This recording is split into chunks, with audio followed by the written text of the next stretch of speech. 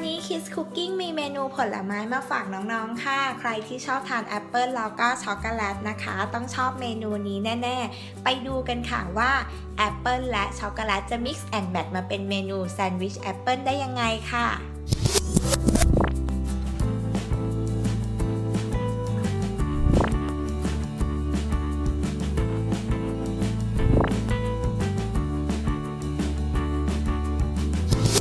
เราจะเริ่มจากตัดแอปเปิลเป็นวงกลมแบบนี้นะคะ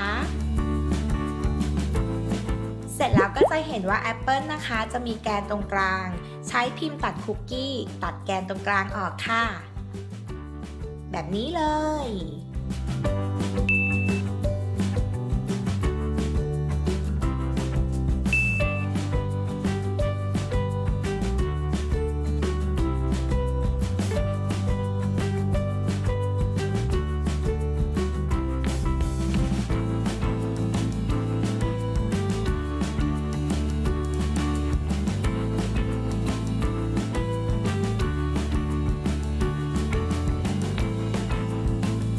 พอเอาแกนตรงกลางของแอปเปิลออกแล้วนะคะก็นำช็อกโกแลตทาขนมปังหรือช็อกโกแลตสเปรดมาทาที่แอปเปิลค่ะทาให้ทั่วทั้งชิ้นเลยนะคะจะเยอะจะน้อยใส่ได้ตามใจชอบเลย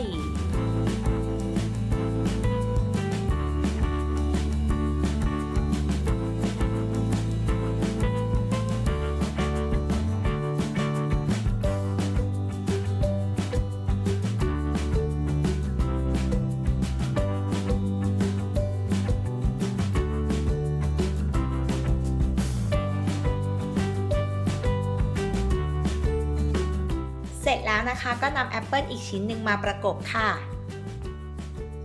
เรียบร้อยแล้วค่ะแซนด์วิชแอปเปิลลองทำดูนะคะไม่ยากอร่อยแถมมีประโยชน์ด้วย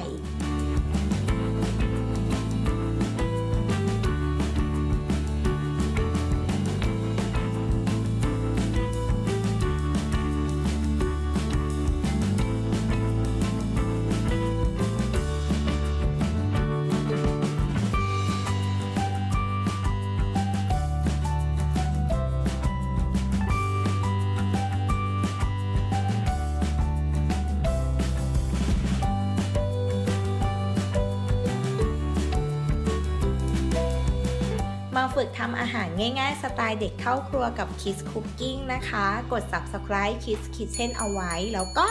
อย่าลืมกดกระดิ่งอัปเดตคลิปกันด้วยนะคะ